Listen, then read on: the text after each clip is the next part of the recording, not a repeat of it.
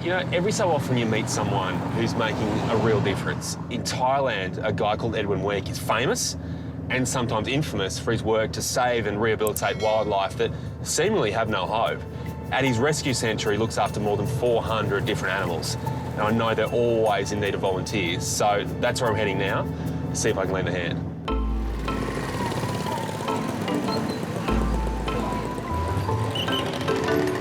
Chris has travelled 125 kilometres south of Bangkok to help out the Wildlife Friends Foundation. It's run by Dutch-born Edwin Week and his team of dedicated volunteers. Hello. Oh, wow. How are you, Edwin? It's great to see you, buddy. Good to see you again. Hello, Noi. How are you? Look at you. Say hello to Chris. You know, I associate you with monkeys, but normally not quite as cute as this. No, these are actually leaf monkeys. Yeah. It's not like the little buggers that we saw last time. Not as naughty. Not as naughty.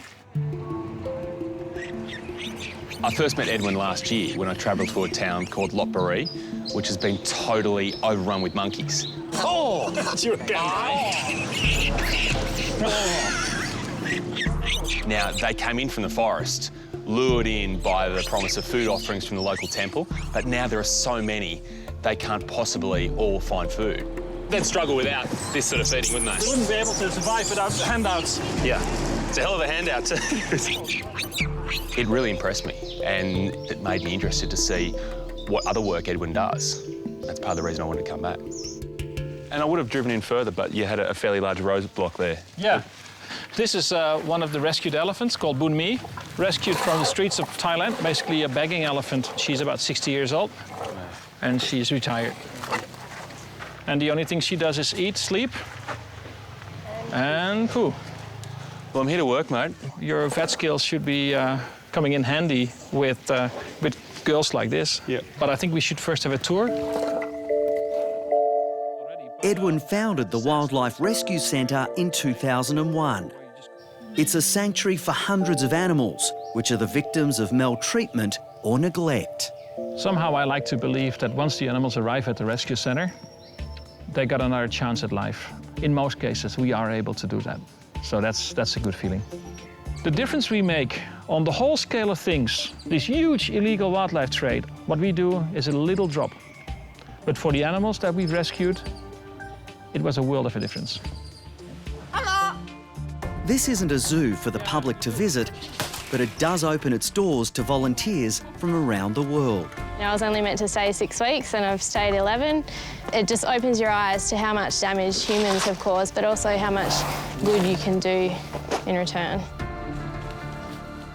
This is actually something I'd like to show you. This is the gibbon rehab forest. Yeah. And over here we hold gibbons that we've rescued over the years and are being made ready to go back to the wild. Hi. Hi. Hi. What's with the noise?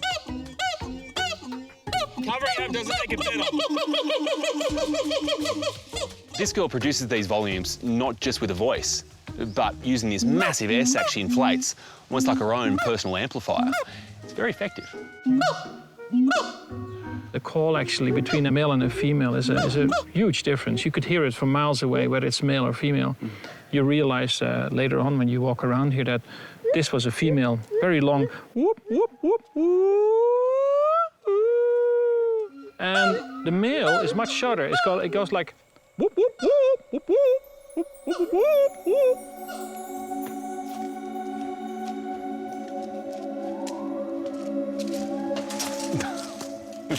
We have approximately 90 gibbons here, almost 100%. Expats kept at people's houses and fed the wrong kind of food. Lots of sweets, some of them even drink cola, some of them eat candy. So they have medical issues, diabetes, they got cataracts, eye problems, overweight. They're just not very healthy. So what, people just can't look after them, they get sick, they realise they're too much work and then they hand them into you. One of the most common reasons for handing them over is they become aggressive, we can't hold them any longer. Second thing is, my neighbors are complaining about the noise. They sing pretty loud, as you have found out. You see, he's giving you your hand. He wants to hold you. They don't know that they're gibbons. They think that they're like furry people.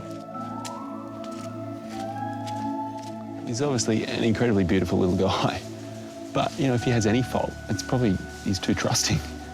He just wants to be held and wants to feel like he's got some sort of company there.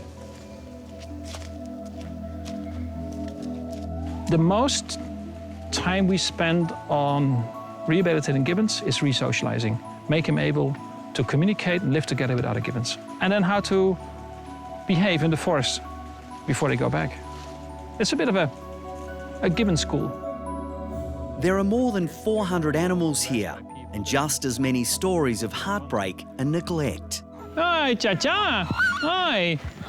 Her name is Cha-Cha. She was actually tied to a little chain in a bar to entertain customers. Really? And we took her away. It's about a year and a half ago.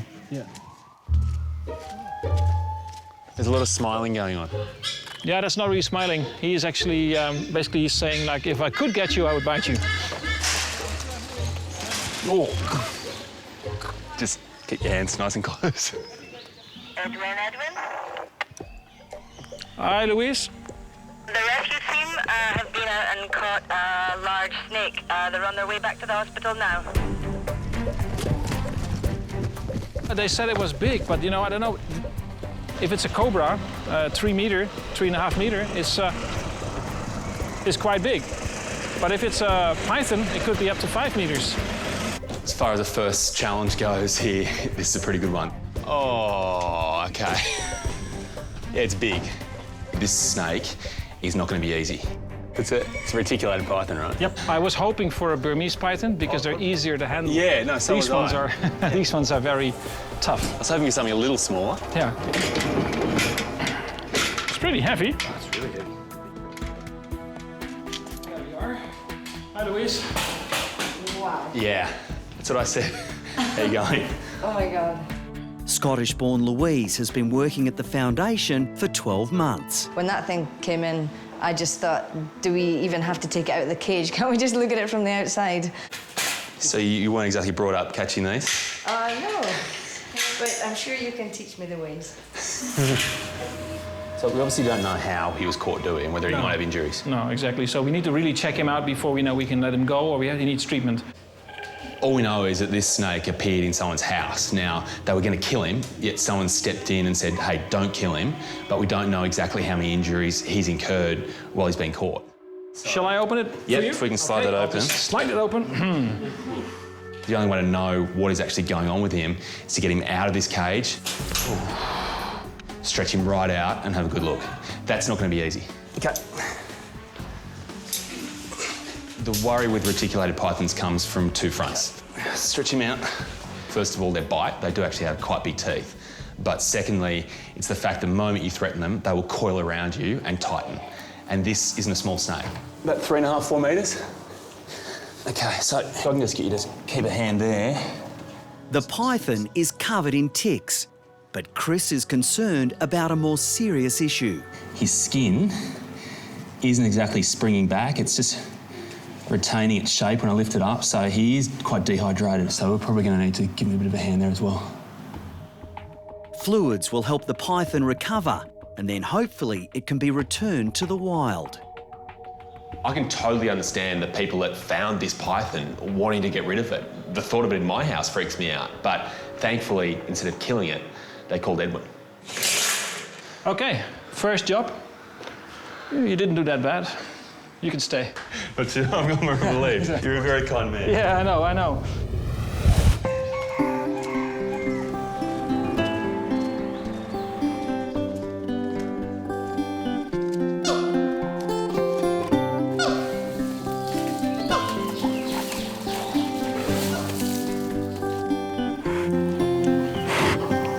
So we're going to see one bear now, Pepsi.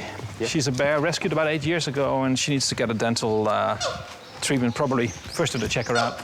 It's Chris's second day at the Wildlife Centre, and his next challenge is to treat an aggressive sun bear that's in pain. Pepsi has developed a lot of tartar inside her mouth, on the teeth. There's concern they're sore, so my job today is to check them out. Give us a smile. Oh, good girl, good girl. This is the bear they're talking about. Not so close. She can reach through there. Pepsi was rescued from a temple and looked after by monks, and as is often the case, has a terrible diet before she came here. The fact she had a poor diet meant that her teeth just never really have been in good shape. Since she's come in here, she's had a long history of dental problems, and today we're determined to make sure there's no serious issues in there. Every now and then, I do just get a little glimpse of those discoloured teeth. Just the brown coating, the lower canine looks quite dark as well. And we want to catch it before it turns into a full abscess and then the bear can't eat. But there's obviously got to be a fair bit of care here because she can really turn. Yeah, no one goes that side of the bars. Ever. The only way we're going to be able to do this is by darting her and then under anaesthetic having a closer look. You a good shot? I'm okay. Good. I know I'm going to have to be better than okay right now, but Yeah.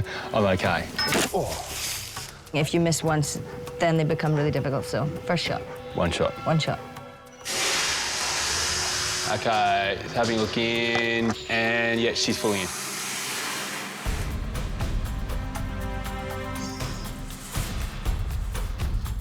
As I'm lining up the shot, Louise's words are echoing in my mind. One shot. It has to be one shot. So I take my time, and at just the moment where she turns around, I go. It looked like it had solid contact and stayed in there for a few seconds, so it should have injected into the muscle. There we go. Yep. Okay. Good. Nice shot. So how do we know she's fully asleep here? Can we prod her or? We'll use the high-tech banana test. Banana test. Banana test. We're gonna just gently throw a banana at her from outside the cage. They teach you this at university in Scotland, or was this a new thing here? Yeah, there's a full course on the banana test. So just at her, and if she flinches, then she's obviously Then she's not sleepy enough. Not sleepy enough.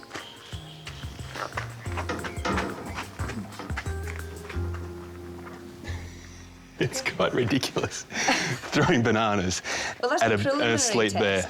Then we try the broom test. It's a two-stage test. Yeah, sure. I already feel stupid enough throwing bananas at a bear that's asleep. I know, we made that up just for you. Okay, good. Okay. Pass.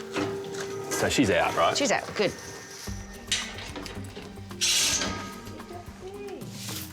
So, we will give her a quick check with a stethoscope. We'll get our team to come down and we can load her onto the sidecar and take her straight to the hospital. Okay, there's a bit of a reflex there, but she's certainly looking deep enough to make this journey now. Whereas you know what to expect with a dog or a cat, the thing about a bear is they're not anaesthetised every day, so we don't really have the data, we don't really know the dosages and how long they stay under for, so we're flying pretty blind right now. All right, so do you want me to ride up with her? Yep. It looks like the anaesthetic is taking effect, but if she does wake up, she'd knock me down with her heavy hands and then slice and dice me with those massive claws of hers. Not ideal all round, really.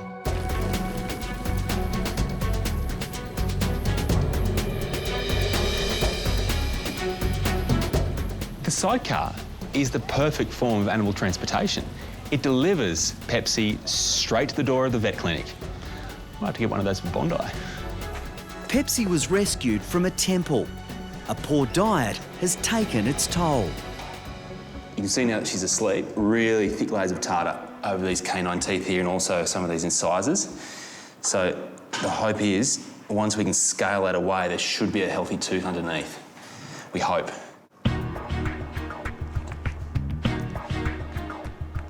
Even though Pepsi is asleep, it doesn't mean we have all the time in the world. We've got to work to a really strict time schedule here because she cannot stay under anaesthetic for too long. It's the sound that sends shivers down everyone's spine. Thankfully, Pepsi isn't awake to hear it.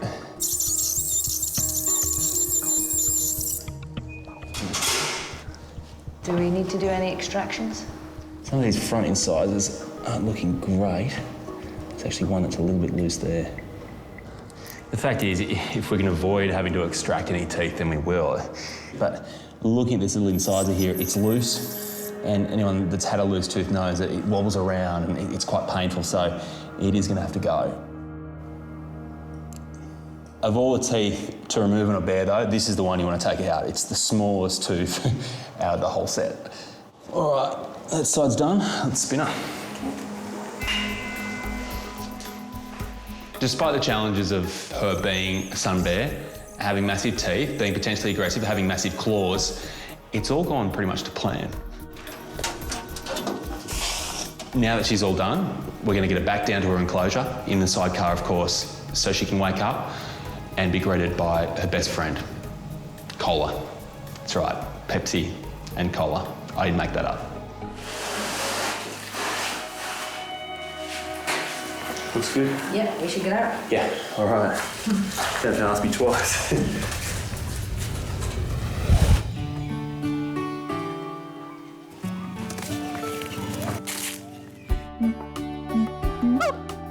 2 hours later, Pepsi has made a full recovery and is reunited with Cola. And Chris is back at the clinic learning about another special little orphan. Wow. Come here. Oh. Hey. Dunkao was bought in a market for 800 baht. Like so many of these cute-looking animals, I mean, you can see by her face why people would want to have her as a pet. Why is she funny with me? She's a bit scared of men. She, like a lot of the babies that we get, she's her mum was being poached from the wild to sell a baby in a market as a pet. Okay. And I mean, they're so cute, you can tell why people want them, but... So men might have done that? Yeah, I think so. And okay. When you see these little faces, you can understand why people fall under their spell, why they would pay some money to have a photo or to have a hold. But this is the problem, isn't it? Oh, don't go. He's a scary man. It's already over for her. She's got a lifetime in captivity now because she can never be released. She's never grown up in the wild. Thankfully, once she's been hand-reared in a few more months, she can go and join our langurs in a big enclosure. I mean, it's nothing, obviously, compared to what she would have in the wild, and that's what we're trying to get across, you know, to try and not support animals exploited in tourism or in the pet trade. Although it's really cute to see her running about, we don't want her here. We want her where she's supposed to be. Oh, yeah. Good girl. We currently keep around 400 animals here at the rescue center. That sounds like a lot. It is a lot. The worst thing actually of that is that 80% of those animals will never go back to the wild. There's no suitable place, or the animals aren't physically or mentally capable of surviving in the wild. So that's a tough one. That's really a tough thing to see. Making a difference is always difficult. You're fighting against people that make a lot of money out of illegal wildlife trade, exploitation of wildlife in tourism industry. You have a lot of enemies. I think Gandhi said once that when you want to change the world, people will laugh at you. When you start changing the world, people will fight you. And eventually they see you're making a difference, they'll join you. Oh, he's a good girl. That's all gone. All gone. Hi, Chris.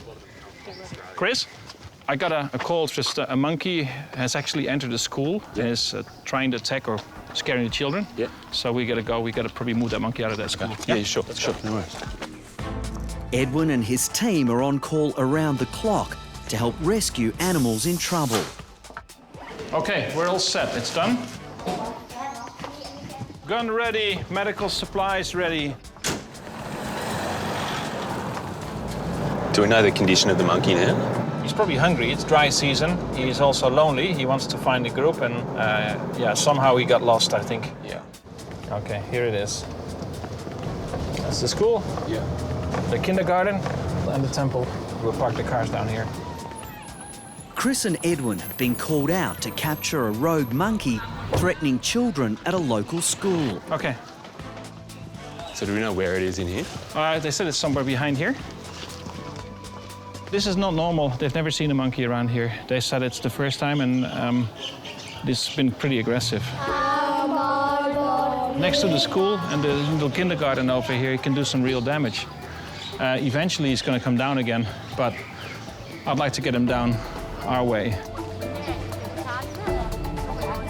The locals are saying they've seen it on the roof, but just look in the roof now, there's no sign. So Edwin's just trying to work out where it could be, but they're so fast and so elusive that He seems to be on the other side, near the temple. He's on the roof. The worry is if we can't catch him today, then some of the locals may have a go themselves. And that may not be kind, it may not be as gentle as we're hoping this is going to be. I've seen through here. So just where one of the roofs comes down at an angle, he's just perched in there and he's found a little ledge and a little, almost looks like a window he's poking his head through. So is he inside the temple there? Actually inside the window? Yes. If he goes in around the temple, are there any rules around? No, we just have to take our shoes off, that's all. But we can still shoot him in? We can still shoot him in the temple, as long as you do it with your shoes off. Let's go. You see him? It looks like he's around the corner there. He's a big boy. Yeah.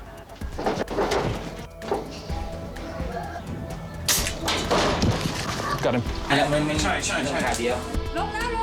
He's very elusive. He's very quick. There's buildings, there's rooftops, there's branches. I have only a split second to point the gun and to actually pull the trigger.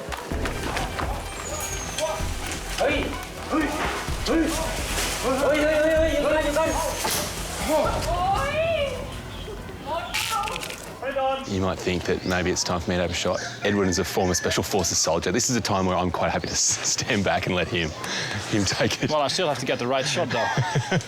The first one, I hit him in the hip, which was good, but it got out very quickly. You need about 3, 4, 5 seconds for all the anesthesia to go. You can see he's a bit wobbly, but not wobbly enough to catch him yet. The second shot I missed. He feels pretty safe up there, and we can hardly get up there. I can't walk on that roof. The roof tiles are just too thin. Edwin needs a change of tactics, so locals bring in a crane. Dog, young one, don't get. So he's climbed onto this roof now, which is it's actually a crematorium. He's hiding just in this ledge behind this big brick chimney here. Godverdomme. Hou ik dog nu? Houd die kop maar uit. Die kop. He's off again. Hou ik dog nu? I just can't get the shot. Sorry, man. ฮะ? มันขยับตัวไม่ได้อะมันมีคนมานั่งอยู่ด้วยมันไม่ไหว This monkey's amazing. I mean, you know they're intelligent, you know they're agile, you know they're fast, and he's just proving to be every single one of those things. Huh? On the other side again? It's too high on that roof. I don't have a shot. With so many children around, locals want to see the monkey caught and removed as soon as possible. You think he's going to stay on the roofs? Yeah, so many people around, and I can't control the people around us. That's the problem. I got 20 people walking around. They're all running, shouting, laughing. Not ideal. I think I'm more stressed than the monkey is. Suddenly, the monkey makes a break for it.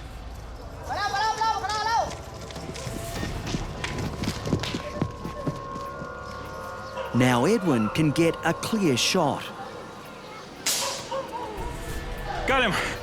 Wow. Good shot, mate. That was a very good shot. Okay, Ling, the monkey is down from the injection, so we just gotta get the youngest, the smallest guys to come. Even though he's now gone to sleep, the problem is that he's now asleep on the roof. The roof tiles are too fragile for anyone like me or Edwin to go out there and actually go and pick him up. So I'm now trying to work out a way to get this monkey off the roof.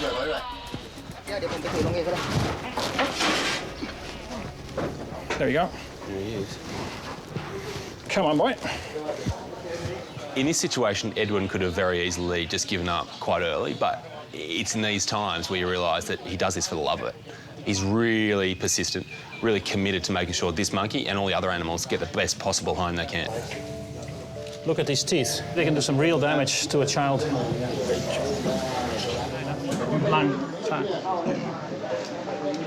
His heart rate's incredibly high, so it's a measure of, I guess, the stress that he's gone through over the last little while, but also the fact that he's not completely under anaesthetic. He's really getting stronger and stronger. If you get the other arm to the back. The monkey needs to be taken back to the rescue centre for observation before it can be released. I think people think it's really interesting to see the monkey finally being caught. They want the monkey out of here, but they also want the monkey out in a nice way. That's why you saw that even the local municipality brought that crane. People want to get it done properly. People want to go home and say, well, end of the story is a good story. And yeah, that makes me happy, actually, to see that.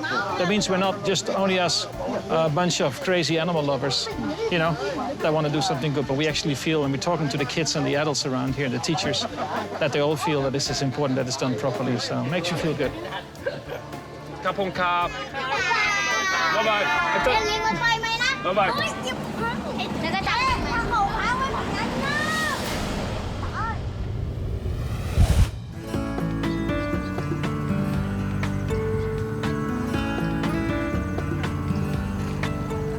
We've got one elephant called Buangun. She's an old lady.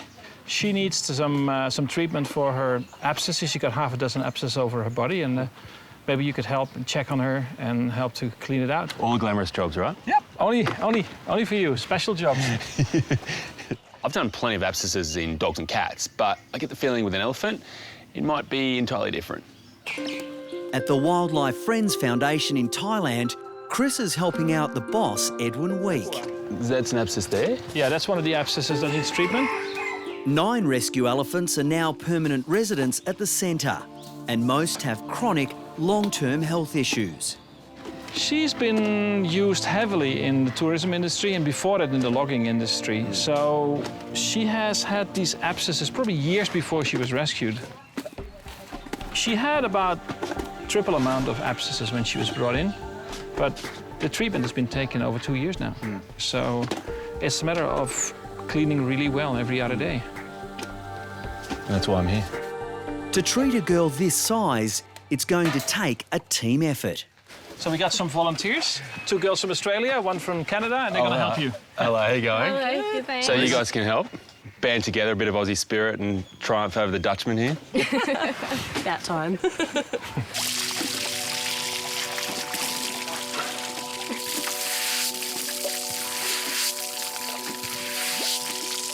These abscesses are huge. I mean, they make grapefruits look small. You can feel the pus inside them too. So it's important we get as much pus out of those as we can. Thailand has about 2,200 elephants in the wild and approximately 2,500 in captivity.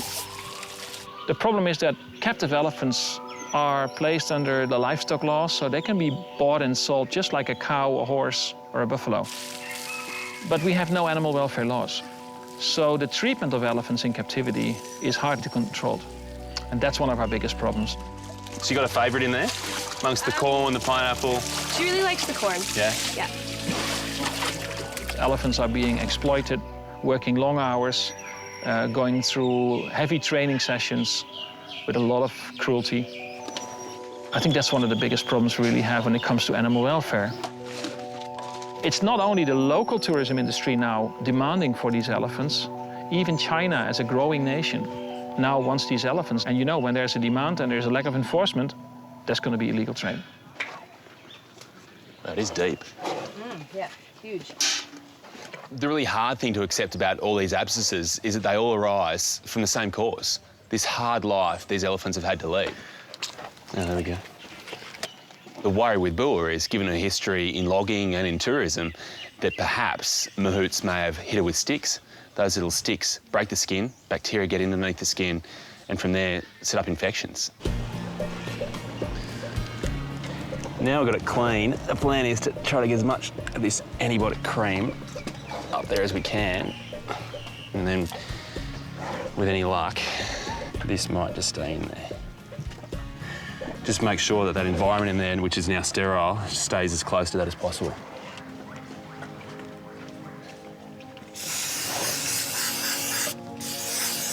All right, next one. There we go. Here's the leg. It's almost like she knows I'm out there somewhere and just isn't quite sure where, so just starts kicking in all directions. While this is an uncomfortable thing for Bill to go through, it's just such a small part of a day. The rest of a day is filled up with play, filled up with food, and filled up with love. And it's miles away from her old life. I think after we've had a bath together and I've tended to your wounds, we now know each other quite well. So it only makes sense that I'd feed you as well. Yeah? Cool. Beautiful.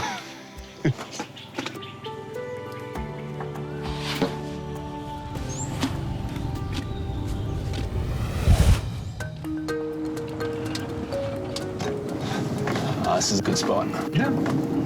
Chris and Edwin are about to release a wild monkey which was terrorising children at a local school. There we are. It's a bit calmer than the schoolyard. You see how wild he gets? Yeah. I think he realizes that he's somewhere he should be. So there'll be a few monkeys around here, but not too many. Yeah, he might have some old friends here, or some old enemies, we don't know. He can smell the mountain, he can smell his natural habitat. He just wants to get out there. Go this way. Yep. So just looking for a shady spot close to that hill there. I'm actually quite worried he's going to go after us. So I think it's better to actually put the cage on the side, unlock it, walk a few meters back, and let it go. Okay, let's do this. Here are the monkeys. We've got to hurry. All right. Okay, let's do this. There he goes. That was easy. After all the build-up, it was a bit of a disappointment, really. Just opened the cage door and he just decided this case is closed. He was gone. You're going slow for a change. We're in a forest area, and it wouldn't surprise me if we encounter some heavy traffic. After releasing the rogue monkey, Chris and Edwin are heading back to the rescue centre.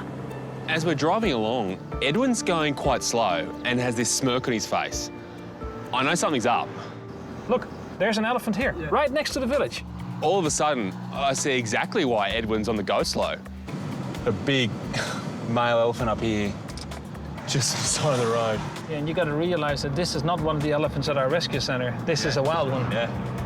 I mean, he could pick this car up if he wants to, and push it over to the side. He could do anything he likes. There was another one just behind there in the bushes as well.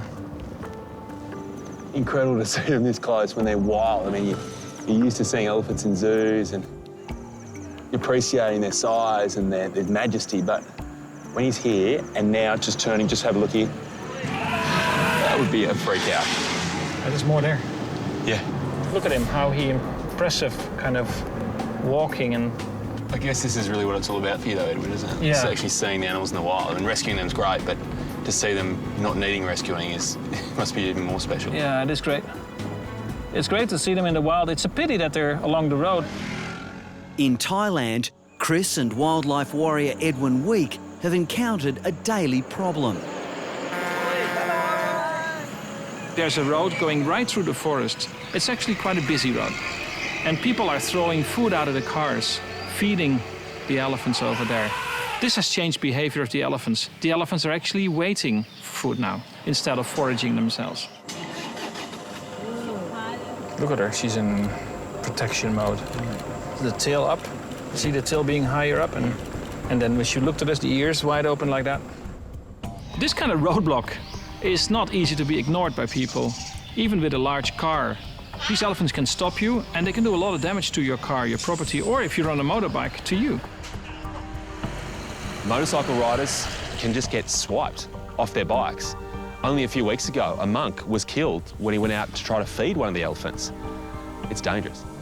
You don't know that he might not even want to kill somebody. They don't know their own strength. And, you know, that's one of the problems we face here with these elephants. And they get so close to people so often, they lose respect. Yeah. Thousands of people pass through this road every day, up and down. And that's one of the problems. You see, here, they're starting some kind of fencing to stop the elephants coming out of the jungle. Yeah. But it ain't gonna stop them. Yeah. Without electrical fencing, that ain't gonna work. The elephant is such a strong symbol of Thailand, yet the reality of the elephant's plight here is anything but strong. There are only 2,200 left in the wild, and those, as we've seen here, are pretty vulnerable. Every day in Thailand, it's an ongoing struggle to get the right balance between people and animals. Edwin's passion is finding that balance. I think a very important message is that we should not exploit wildlife. Come on.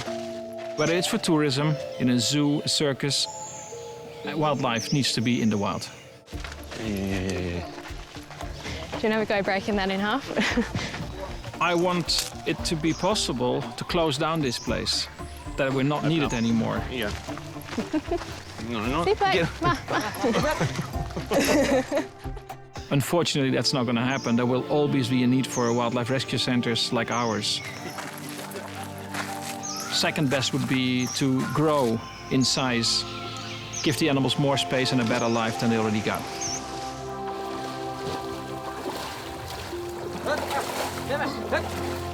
The rescue centre here survives entirely on donations. They get food from some of the local farmers in return for care of their animals. But financially, a lot of the donations come from Australia and from other countries all around the world. In you go. Start scrubbing. What's this? Get in and you'll find out. Are you serious? Yeah. I thought this was the quiet time. For the elephants, sure. Yeah. Volunteers' work is never done. While the money makes a huge difference, there's nothing that can replace the care, the time, the love shown by the volunteers that work here. I actually just wanted to see me with his shirt off. It's always great to have a vet extra, you know? It's like tools. You can't have enough of them. For that, it's been a great week. Can you feel that? I really need all the help I can get. Any vet nurse, whatever. We need people to help all these animals. Oh, you're a good girl. The first couple of years when I did this work, I would go on a rescue and see an elephant badly treated or see a monkey in a very tiny cage, and I used to get furious with the owners. There you go. I realized after a couple of years that that approach doesn't really work. If I want people to support our work, I need to make sure they understand what's wrong and what they've done wrong without making them feel guilty. That's amazing. Yes, I still get angry, but I won't show it. I'm determined to help the animal, and I always tell myself and the animal in question that this is the day everything is going to change. Everything that happened is over, and from now on, things are only going to get better.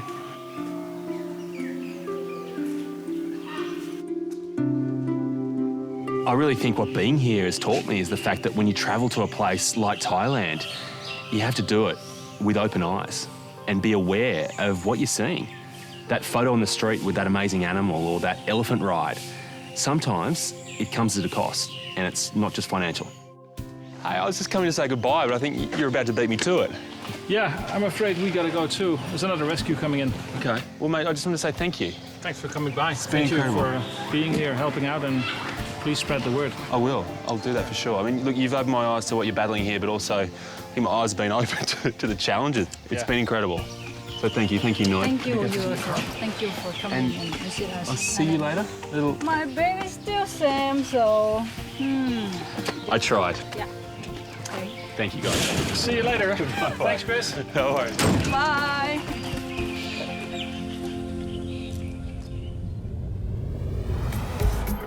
Normally people rush up here to the Hunter Valley wine country, I guess to sample a Merlot, but today it's all about a spider monkey. They've got one at the Hunter Valley Zoo and they're pretty worried about it. Chris has driven 2 hours north of Sydney in response to an emergency call from his good mate Jason at the Hunter Valley Zoo. Jason, how you going? Mate, thanks heaps for coming, That's mate. all right, no Thanks heaps problem for at all. coming. Got a problem So with what, Mal, Mal? our Yeah. spider monkey, mate. We come in this morning to all his mouth swollen and a bit of blood coming out. Let's zoom down here. You can see his jaw all swollen. Yeah. We're really concerned about Mal because he's producing a little bit of blood out of that swelling in his jaw. So it really is an emergency to get him looked at today. As you know yourself, if you have a sore mouth, it really does affect everything in your life. It affects your mood, it affects how well you can eat, and really just simple tasks become incredibly difficult. It is a worry if he's not eating well, but also to have a look at that's going to be a challenge. Mal would definitely bite you, and he will scratch and he will grab a hold of you. So they're quite a powerful primate. We're going to need to sedate him, and I mean, that's not going to be easy. He's not going to open up and say, I don't think, No. is he? So, No, he's not. It's all in your capable hands. Hey, puppies. Come on, in you go. At the Bondi Referral Hospital SASH, Angelle has arrived with her 2 dogs, Oliver and Jasmine. What a good girl. But it's 6-month-old Oliver that Angel is worried about. Oliver's got a lame left front leg, which has persisted and is getting worse. Hi, Angel. Hi, Andrew. What's with Ollie? Ollie's got a limp on his left side. How long has he been like that? About 3 weeks. So he wasn't lame before that? No. Get you to trot him down there for me. Hey, Jazz. Specialist surgeon Andrew Marchevsky has been treating Angel's pets for years. Just a bit quicker? Okay. Good boy. Okay. Right. So not had any other lamenesses? No. Nothing. Good boy. You all right? Hey, no.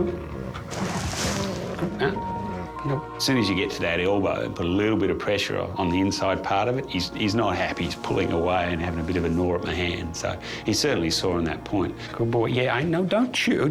Did your mother teach you to do that? Yeah. You're not allowed to bite the vet. No. Especially Andrew. That's right. He's not sure up in his shoulder or down in his wrist, but that elbow seems to be the problem. I guess dog of his breed and age, I think we have to think of something like elbow dysplasia, which I guess you're a little familiar with. Too familiar with. I don't want a dog with elbow dysplasia. For Angel, this diagnosis brings back a lot of painful memories. I would really hope that it's not elbow dysplasia. I suppose that's the worst scenario. My last one had lots of dysplasia and he had a lot of health issues. Elbow dysplasia is a disease where the elbow joint doesn't quite fit together properly and puts pressure in the wrong spot, and as a result of that we tend to get fragments of bone coming off, or even little fractures if you like. That's the last thing we want to let Ollie get to. I think really the next step is we need to do a CT scan. Okay. It's quite sensitive at detecting whether he's got a little bone chip or there's a big flapper bone. I guess the other thing is, unfortunately, if he does have this problem, he's never going to be normal. I just hope that whatever it is, they can fix it very quickly and he can get on with his puppy life. It's so awful for him to be so young and have to go through this. So, yeah, it's very upsetting.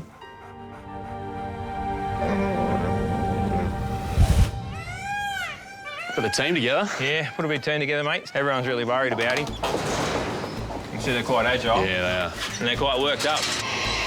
Back at the Hunter Valley Zoo, it's all hands on deck to catch Mel. The 30-year-old spider monkey has a massive lump inside his mouth. Chris needs to examine the swelling, but catching Mel is proving difficult. A spider monkey would have to be one of the most agile creatures on the planet, so the chances of Mal sitting still long enough so I can actually look inside his mouth are next to zero. Mel and his best mate Mike are becoming stressed by the extra attention. We'll pull out and just let him settle, and then we'll hit him with a dart and drop him in the cage. It's now time for Plan B. Yeah, so we've got all the other guys as backup because it's such a tall cage. Yeah. We're going to have a few guys on blankets, so when he does go out, we can be there to catch him. Hello, yeah. No, we're coming not for you, but for you. For you. Wow.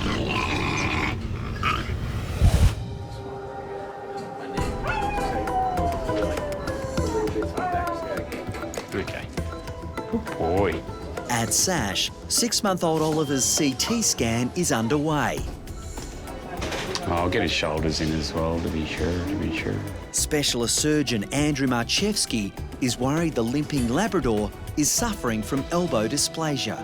If he's got elbow dysplasia and he's got a big chunk of bone sitting there or a crack, and we don't do anything about it, he'll go on and get really nasty arthritis, and that can be crippling. Oliver's owner, Angel, and her Doberman, Jasmine, are waiting anxiously in reception for news. No, he's not there. For Angel, elbow dysplasia would be the worst possible outcome. Her last Labrador, Harley, suffered from this debilitating disease. It's sad for any dog that has it because they can't, run like a normal dog. There are going to be lots of restrictions on him as he gets older. So, yeah, it's tough. Feel for Angel. She just doesn't need anything. Doesn't need anything serious wrong with this fella. You take him through, I'll have a look at these and see if we're going to do anything. Okay. Much wider in there.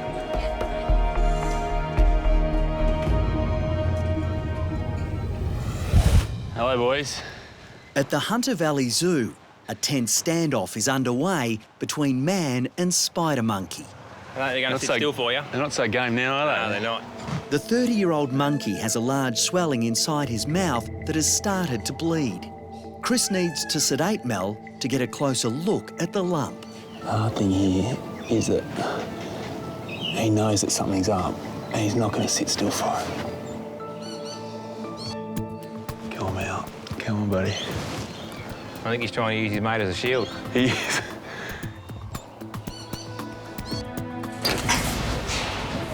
Yeah, we got him. Yeah. He's throwing the dart out, but... You see, it's empty now, so that's all gone in there. So it shouldn't be too long now. I've got the blankets ready there. Yeah, he's starting to show a bit of signs now, isn't he? Mel is in a precarious situation. He's about to lose consciousness. If the team can't catch him, a drop from this height could be fatal. It's going to be all right, buddy. It's going to be all right. Yay, Lukey! Back in Sydney, Sash emergency vet Lisa Chimes is about to make a very important house call. Yes, good boy, sit. But first, Lisa and her husband Brad have some exciting news to share with their two dogs, Lucas and Nelson. All right, so we're having a baby. You're going to be getting a brother or sister. Unusual reaction. You're going to be helping! You are! You are! I'm just excited for a human baby to be coming home instead of you bringing ducks home. Look at our guy. This may be Lisa and Brad's first pregnancy, but 12 months ago they had a trial run parenting a different type of baby. Oh my goodness, Brad! Brad, what are you doing? You're meant to be watching them. I thought it would be good practice for him for the human child that is now imminent. Yeah. Now that the whole family are aware of the impending arrival, Lisa is on her way to Terry Hills, 25 kilometres north of Sydney. She's answering a call for help from a family who are also preparing for some new arrivals. They're going to get not only one, but 2 Great Danes. Now, these dogs are giant. I don't think this family knows quite what they're getting themselves into. They've never even owned a dog. Hi, come on in. How are you? Good, how are you? Good. I guess we're both getting new family members. Absolutely. Getting a bit nervous though. I think I'm more nervous about the humankind than the animal. You got a few months to go. Yeah, you don't have much. No, I don't have very long. But come on in, we've got lots of questions. Okay, yeah. Jenny, Andre and son Leo have made one of the biggest decisions of their life. You got some photos there? Yeah, so this is from the breeder's website. They're adding 2 Great Dane puppies to their family, and they've asked Lisa to provide some expert guidance before they commit to the new additions. Getting to giant dogs is a giant lifestyle change, and I've come here to teach them about the breed and work out if it's right for them. Great Danes are about this high. Yeah. So they're going to be like this. Huh? 2 of them. 2 of them? How does that feel? Good. I am a little bit concerned about 2 first-time dog owners choosing a giant breed and getting 2 puppies. They really don't know anything about looking after a dog. They have no idea. This is Sheba. This is one of our cats. She is going to have an interesting time with the dogs, I think. Absolutely. She owns this place. Pets enrich your life in such a way nothing else can. It's one thing having a family, but pets bring a completely different dimension to it. Introducing the cats to the dogs will be a major thing because I don't want the dogs to see the cats as toys, and I don't want the cats to scratch the puppies either. I want a happy household if I can help it. I would definitely be keeping them quite separate in the beginning. For quite a few months. Just like you can't force people to like each other. If they like each other, they like each other, and if they don't, they don't. Oh, yeah, we have a lot to learn. It's going to be all right, buddy.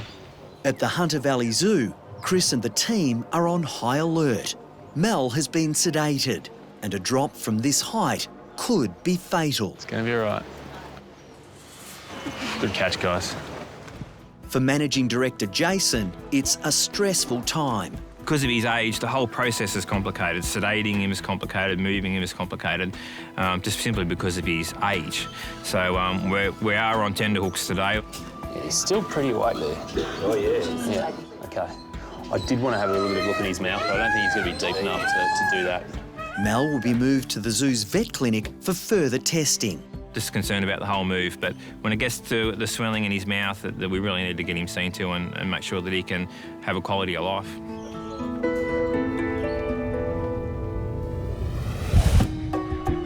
All right, so they're going to have access to this area as well? Yes, but only when we're here. But one of the concerns is obviously snakes. Lisa is inspecting Jenny and Andre's property to make sure they're ready for the challenges of owning 2 Great Dane pups. We've got ticks out there as well, and I think that's probably as big a risk for your dogs as the snakes are. This is a really big property. It backs onto a national park. There's lots of areas that are unsafe for the puppies. Make sure that they don't have access to the pool without you around, because I see dogs drowning all the time. Any dog can swim, it's just how long they can swim for. Jenny and Andre have an appointment with a local Great Dane breeder later today. They've asked Lisa to come and help choose the pups, as they know a wrong decision could end in disaster. Well, I've survived a newborn, so hopefully now it's puppies. Yeah, and I've survived puppies, so hopefully I can do a newborn as well. Let's see.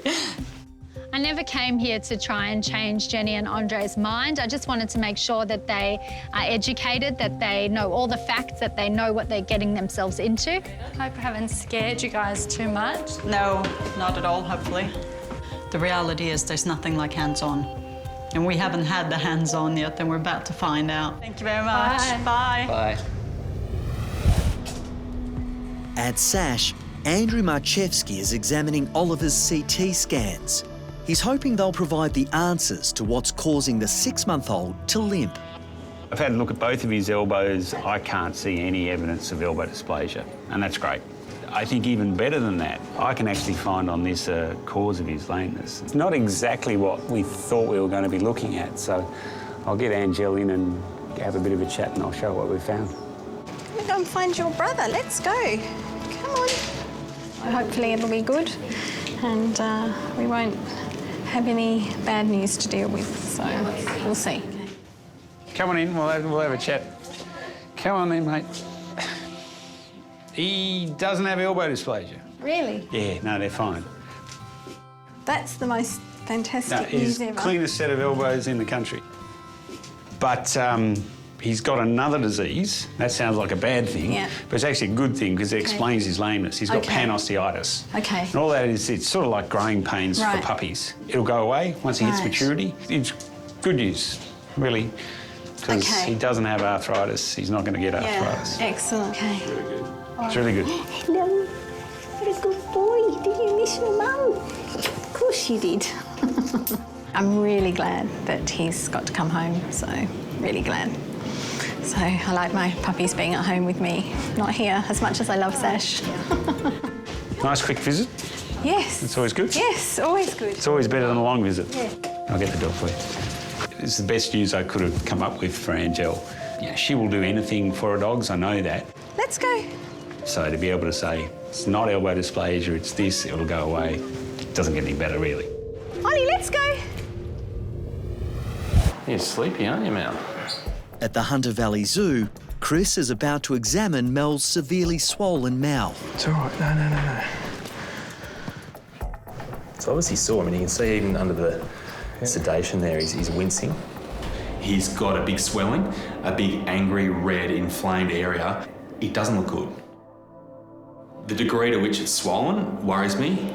The only way of knowing for sure what Mel has inside of his mouth is to do 2 things, an X-ray and a biopsy. X-ray.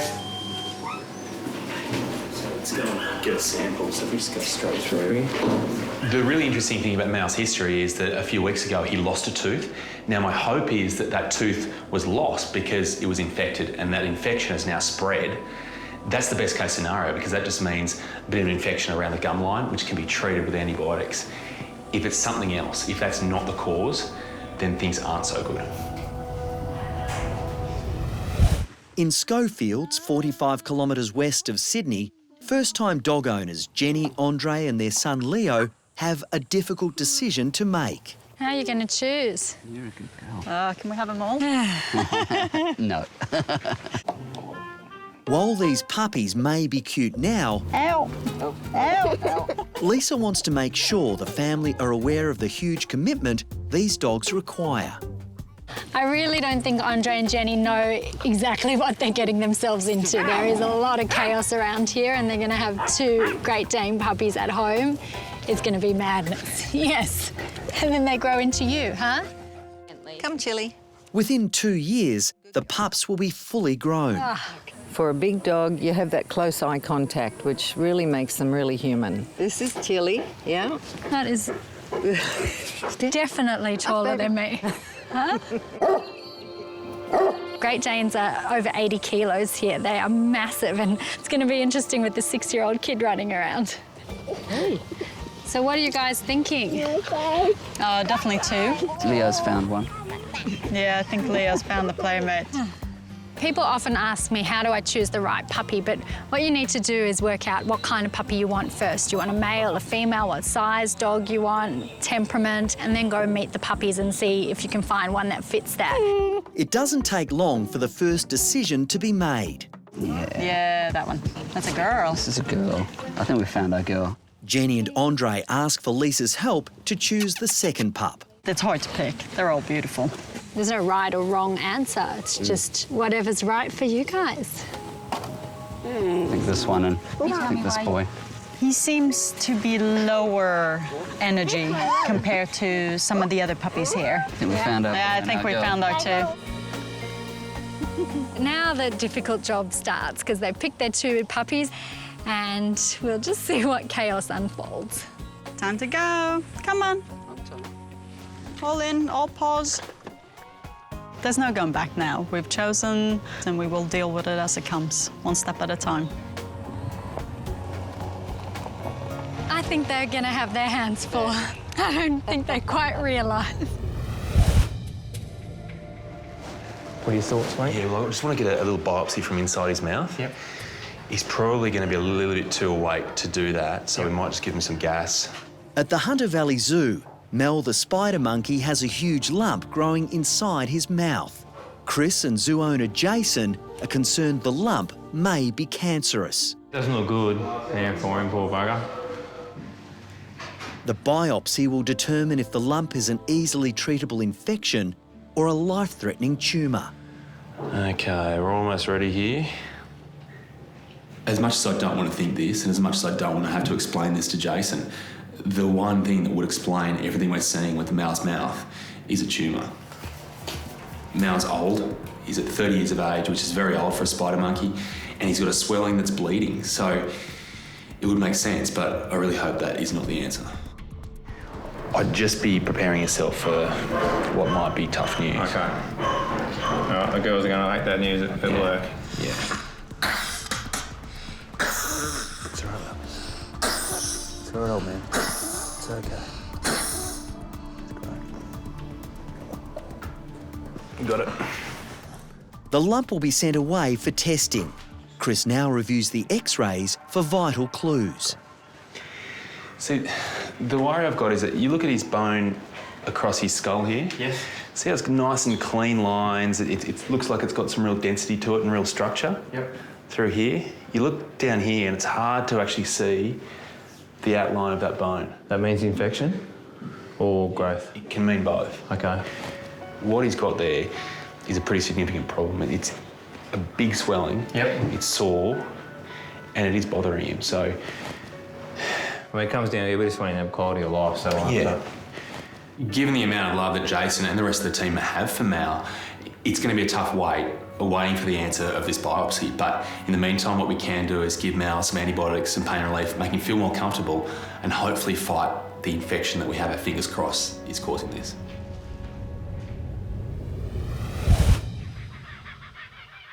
Come on, puppies. Welcome home. There you go. Good girl. There we go. Yay. The two Great Dane puppies are now home, and Lisa is helping these dog-owning novices adjust to the new arrivals. Hi, buddy. So have you got names? Yeah, what have we named this one, Leo? Jazz. Yeah. Jazz, that's a beautiful name. What do we name the boy? The boy calls. And Max. It's really great that Leo's in there. We don't want them becoming territorial of anything. We want them to know that Leo's part of the family. He can go where he wants. He can sit on their bed without them becoming aggressive. There's the first accident in the house. Well, he's spreading wee everywhere right now. It doesn't take long for Max and Jazz to settle in and mark their territory. Oh my gosh. How much is possibly in that puppy? And to let the cats know who is boss. Oh, watch the dog. I don't think they're going to be going anywhere near that area. I don't think so either. So even if they're playing so rough, do we break it up? What they're doing is completely normal. If they've had enough, they'll let each other know. It's all part of the fun. Okay. This whole story is unknown. We don't know which way it's going to unfold. Tonight, when the puppies go to bed, they could scream their heads off the whole night or they could sleep soundly. Time will tell. Let's get in and have a look at you, hey? Oh, you got a bit of attitude. I've just picked up a peregrine falcon. I've been told that he could have a potential head injury, so we'll find out. At the Australian Reptile Park, Operations Manager Tim Faulkner is concerned about a peregrine falcon that was found lying on the ground at a local park. This is the fastest animal on Earth, over 300 k's an hour. What that means is that they're a heavy-bodied bird. If he fledged and he wasn't quite ready to fly, he's going to hit the ground really hard, and that's what might have happened. Before beginning an examination, Tim decides his new patient needs a name. What about Malcolm? Malcolm the falcon. You like that? Malcolm the falcon? Let's have a look at you, mate.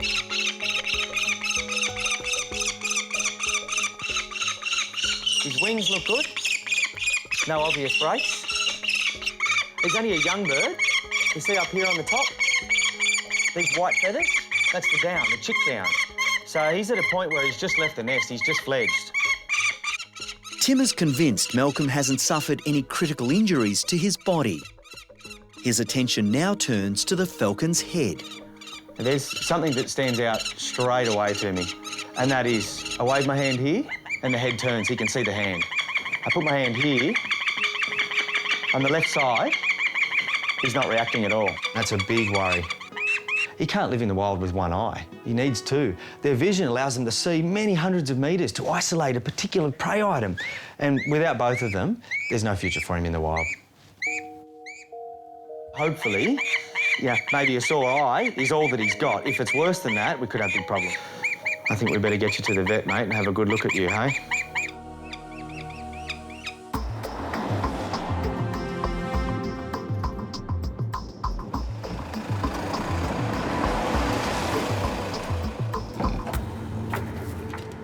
Hey. Timmy, how are you? Good, thanks, mate. How are you? I'm all right. What have you got? Malcolm the falcon.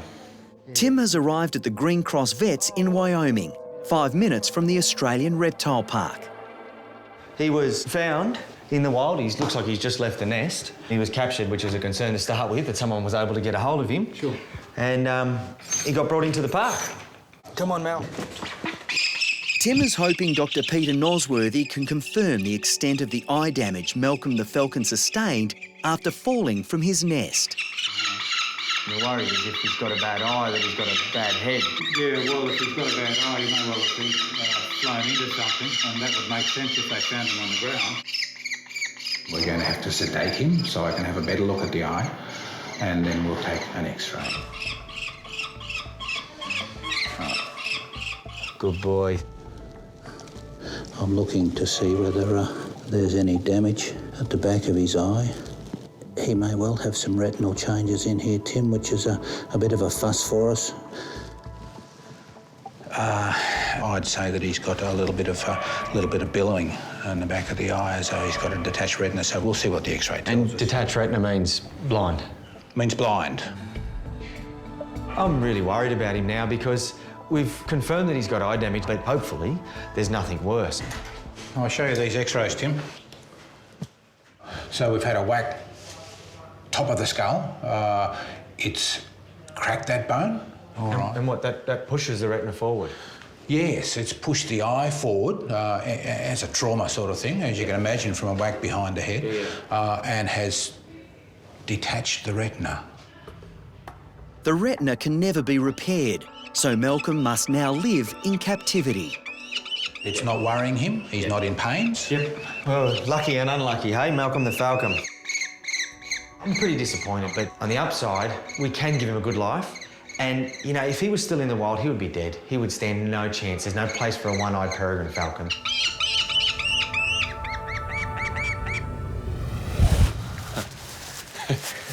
Someone's very interested in who's in the box. Gonna come over and see what's doing. So where you been, mate? It's been a huge day for Mel at the Hunter Valley Zoo. Following a series of tests on the lump inside his mouth, the much-loved spider monkey is now being reunited with his best mate, Mike. There you come. Yeah, it's home, isn't it? Look who's here. Yeah, nothing's changed. Still the same. And what have they done to you? Trying to break you out. I know, you'll get your time soon enough. They're a real team, aren't they? They're a real team, yeah. They really miss each other. Mel's test results will be back by the end of the week. Jason is hopeful the news will be good. We're really worried about Mal, and everyone's on tenterhooks. We really want to get a good result because he is a favourite of the park, and if we can get Mal through this, we'll be stoked. Fingers crossed, matey. Yeah. Oh. Leave me recover. Yeah. While Mel spends some time recuperating, Jason has one last job for the visiting vet. Our male koala has decided to leave all his girlfriends. So we've got a few challenges up for today. It doesn't rain, it pours. How many girlfriends has he got? He's got 4. Well, he normally lives by himself. We stuck him with 4 girls overnight, and this is the end result. He needs a break. He obviously needs a break, doesn't he? Yeah, they've driven him out. Good boy. You need a good feed. You're a bit skinny. After being diagnosed with a fractured skull and a detached retina, Malcolm has been returned to the Australian Reptile Park. Malcolm needs nursing. He's had a head injury and he's lost sight in one eye, so he's pretty fragile at the moment. He needs some TLC. He's a bit clumsy, but he's trying. Yeah, if I get it in, is that better? Good boy, mate.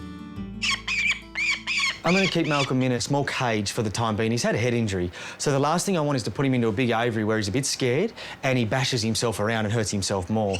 So he'll stay in that little cage until he's eating well and he's not so scared of our presence, and then we'll move him into a bigger cage where he can stretch his wings and start and develop. You're not going to come down? The keepers at the Hunter Valley Zoo were hoping romance would blossom when they introduced Bazza to the ladies. Instead, it ended in mutiny, with the young male escaping their little love shack. A koala, an escapee, is 15 metres up in a tree. It turns out he's running away from his 4 girlfriends. It's quite an escape. What's his name? Bazza. You know, Bazza, in the human world, guys, we just go to the pub in your situation. Every time we go up the ladder, he feels a vibration and just goes up higher. Just out of reach. Are you willing to have a crack? Have a go, yeah. All right. We have to get him down before he decides to disappear into another tree overnight. You seen how much of this ladder's moving? Are you doing that? That's me as well. Are you doing that? I'm nervous for you. I think he's onto you. Hey, mate. Every man needs his space. This is taking it to the extreme, Baz.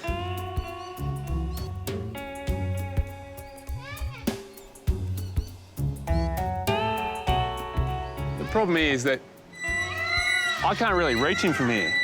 The cockies are having a laugh anyway. I know. Oh, everyone's having a laugh. I'll get to you later, cockies. He's not generally naughty, he's normally just a sook. But I think the girls are just driven him to distraction overnight and he's decided to jump out and climb the tree. Oh, cherry picker it is. It is. Yeah. It's round 1 to Bazza, but Chris is hoping with the help of the cherry picker, this round is his. I was up in there with the alligators, but you're on your own with koalas. He's meant to be quiet, but he's not. He's our quietest one. But he's the quietest one compared to the one that ate a small child the other day. Yeah, I'm pretty sure he's carrying. He's like a You'll be fine.